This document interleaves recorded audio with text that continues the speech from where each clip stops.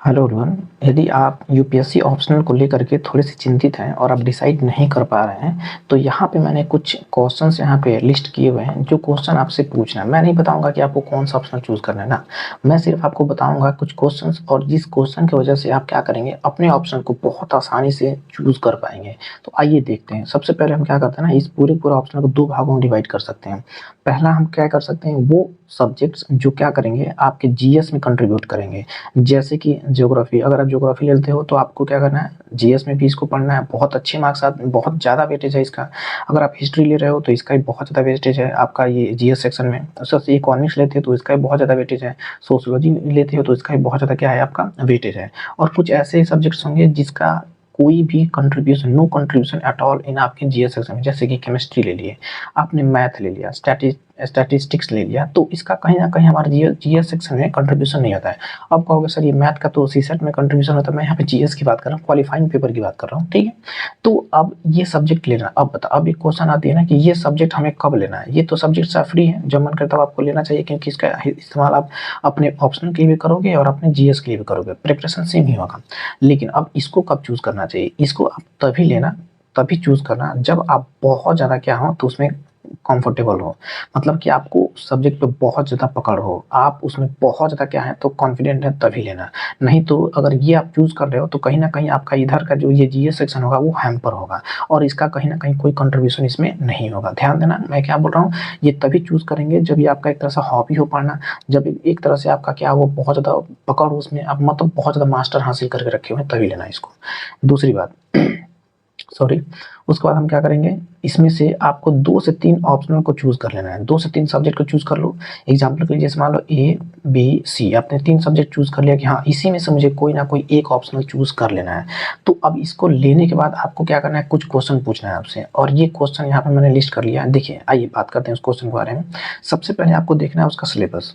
जैसे मान लो ए, बी और सी लिया आपने, तो इस सब का आपको क्या करना है, पारा पारी मतलब कंपेयर करके सिलेबस देखना है, और ये चेक करना है आपको कि क्या इसके सिलेबस बहुत बड़े हैं या बहुत ज़्यादा छोटे हैं, कंपेयर कर लो। उसके बाद आपको देखना है कि अंडरस्टैंडिंग वाइल रीडिंग, ये तो बहुत इंपॉर्टेंट है। आप मान लो कि कोई ऑप्शन ले रहे हो और आपको पढ़ने में बहुत ज़्यादा टाइम लग जा रहा है, मतलब कि हर कुछ भी समझ ही नहीं आ रहा आपको, छोटा सा इंट्रोडक्शन भी आपको उससे समझ में नहीं आ रहा है, तो फिर उस ऑप्शन का लेने का कोई मतलब ही नहीं बनता आपका, क्योंकि झूठ मूठ का उसमें टाइम वेस्ट होगा।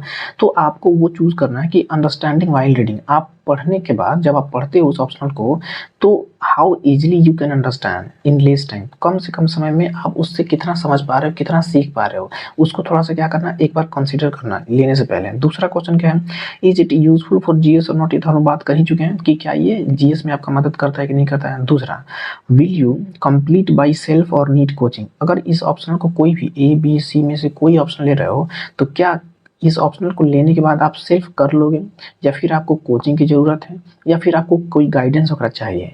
देखो, इसको ऐसे चूज़ करना, जैसे मान लो कि आपके, बस एग्जांपल दे रहा हूँ, जैसे मान लो कि आपके पास रिसोर्स की कमी नहीं, मतलब कि मैं इकोनॉमिक बात कर रहा हूँ, अगर आपके पास पैसे वगैरह हैं, आप घर के ठीक ठाक हैं, तो आप कोई भी सब्जेक्ट चूज़ कर सकते हो जिसमें से आप आसानी से कोचिंग वगैरह ले सकते हो।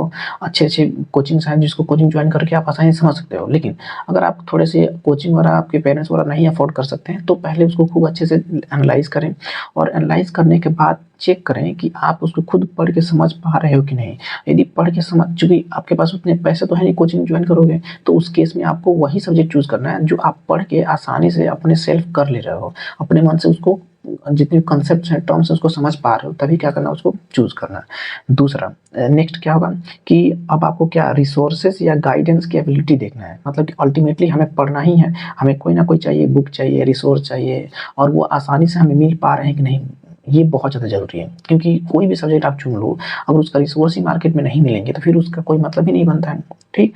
तो आपको ये क्या करना है, चूज़ करना है और देखना है इज इट वाइडली अवेलेबल और नॉट, ये आसानी से मुझे मार्केट में मिल जा रहा है कि नहीं मिल जा रहा है, ये बहुत ज़्यादा इंपॉर्टेंट है। और जो नेक्स्ट क्वेश्चन आपको पढ़ना है कि do limited resources need to cover entire syllabus और need vast multiple books to cover syllabus, माने इसका मतलब सिंपल हुआ कि जैसे मान लो कि आपने ए सब्जेक्ट को चूज़ कर लिया, तो क्या इसके लिए आपको कहीं एक कोई पर्टिकुलर बुक मिल जा रहा है और वो बुक पूरा का पूरा आपको कवर करा दे रहा है कि नहीं करा दे रहा है? या फिर आपको इस एक पर्टिकुलर सब्जेक्ट के पूरे सिलेबस जो यूपीएससी ने मेंशन कर रखा है उसको कंप्लीट करने के लिए आपको 5 से 6 बुक को खरीदना पड़ रहा है और सब में से कुछ-कुछ गैदर कर कर के सारे सिलेबस आपको कंप्लीट करना पड़ा है। तो ये देखो बहुत ज़्यादा क्या हो जाएगा, टाइम कंज्यूमिंग होगा, बहुत ज़्यादा टाइम टेकिंग हो जाएगा।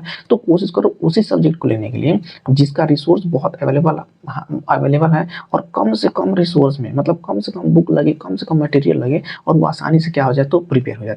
तो ये थे हमारे सारे क्वेश्चन जिसको हमें क्या करना चाहिए। कोई भी ऑप्शन, मैं यहाँ पे ऑप्शन नहीं बता रहा हूँ कि आपको ये लेना है वो लेना नहीं, कोई भी ऑप्शनल आप लो, लेकिन आप ये सब क्वेश्चन अपने आप से एक बार जरूर पूछ लेना। नहीं तो फिर क्या होगा, आप ऑप्शन ले तो लोगे, लेकिन फिर बाद में एक दो बार पढ़ने के बाद, एक दो अटेम्प्ट देने के बाद आपको फिर से ऑप्शन क्या करना पड़ेगा, स्विच करना पड़ जाएगा, क्योंकि आपने अच्छे से ऑप्शनल को एनालाइज नहीं करना। और याद रखना हमारे रिजल्ट में ऑप्शनल का बहुत ज़्यादा योगदान है, क्योंकि अकेले ये कितने मार्क्स करता है तो 500 मार्क्स कमाता है। इसीलिए डिसाइड करने से पहले खूब अच्छे से सोच लो, खूब अच्छे से कंपेयर कर लो, खूब अच्छे से एनालाइज कर लो, तभी जाके ऑप्शनल लेना। और जो जो बातें मैंने बताया उसको थोड़ा सा अच्छे से एनालाइज करना, अच्छे से कंपेयर करना और अच्छे से ध्यान रखना। ठीक, मिलते हैं आपसे नेक्स्ट वीडियो में।